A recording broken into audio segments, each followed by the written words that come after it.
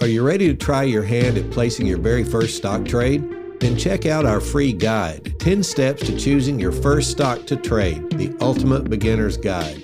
In this free download, you'll learn how to choose the right kinds of stocks and how to find them, know when to buy your stocks and when to sell them, and you'll learn how to take your very first steps to becoming a stock trader and much more. Grab your free guide now by going to TRADEway.com/guide. That's TRADEway.com/guide.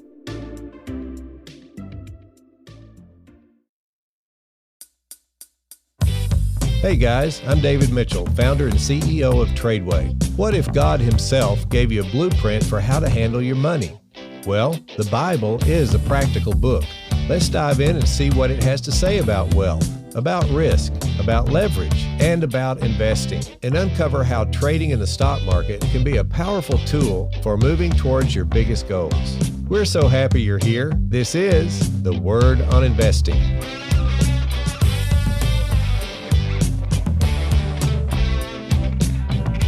Hey guys, welcome back to the podcast. Great to have you with us today. I'm excited because we're going to talk about a very interesting topic, dreams. Now you may think, well, what does that have to do with business? Well, let me give you a hint. Proverbs 29:18, where there is no vision, the people perish.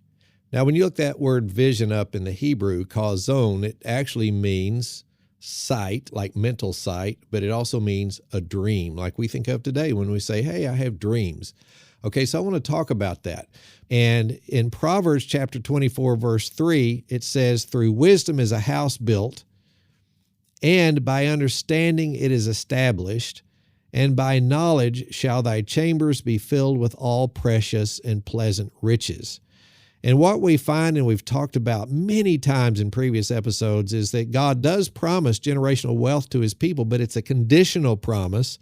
And where you see the promise made, you will also see the conditions. In this particular proverb, the conditions are that you gain wisdom and understanding and knowledge. So you have to learn skill sets in the business that you're operating. And then the promise of your chambers being filled with all precious and pleasant riches will come forth. And God won't lie, but you got to keep the conditions. So it starts to lay out some of these conditions. In other places in the Bible, we see other conditions that are listed, such as a closer walk with the Lord, a proper fear of God, such as delight in the Word of God. All of these are listed in Scripture and must precede His promise of wealth to God's people. Also, wisdom and knowledge, these skill sets we just mentioned, and then financial leverage, where it talks about that in Matthew 25:16-18 and so forth. Those are all things that are conditions for wealth creation.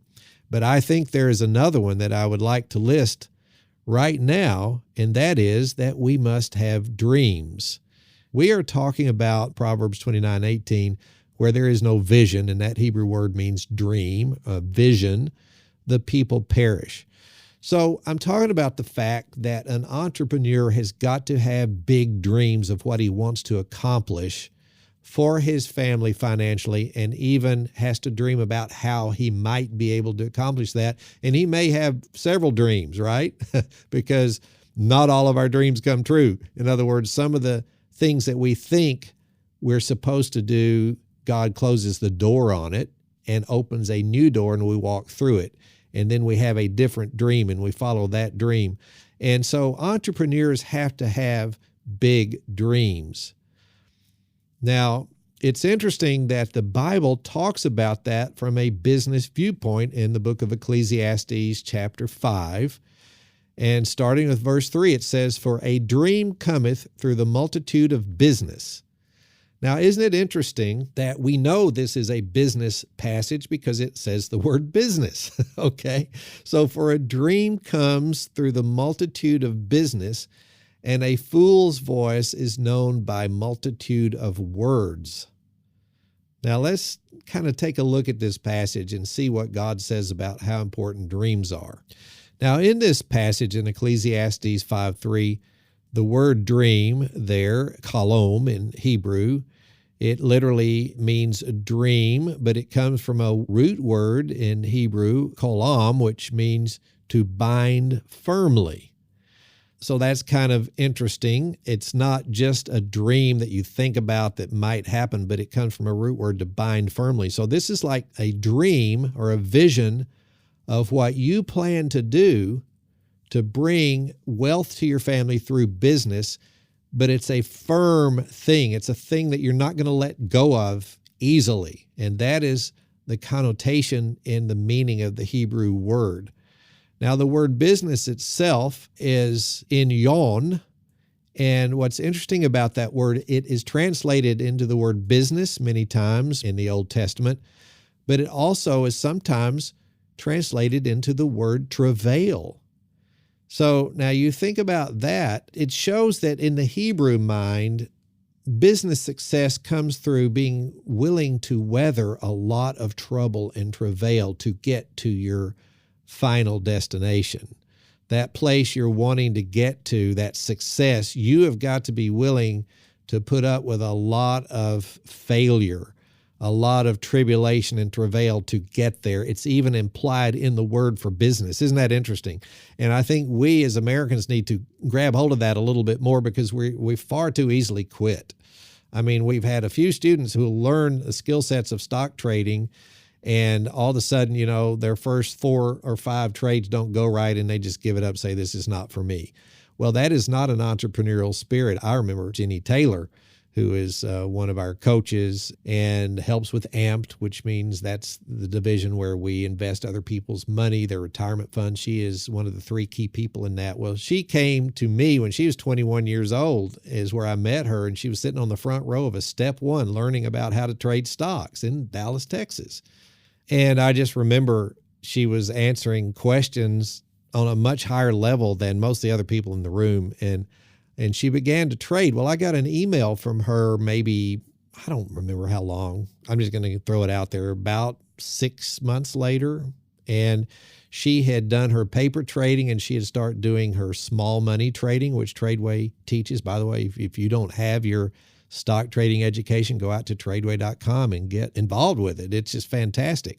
But she had gone through the educational process, step 1, 2, 3, and 4, and had all the basics for stock and options trading. And so she started with a relatively small amount of money and began to do some options trades. Well, she tells me in the email how her first 6 trades went wrong and she lost money, but she stopped them out. So she lost an acceptably small amount of the money on each trade.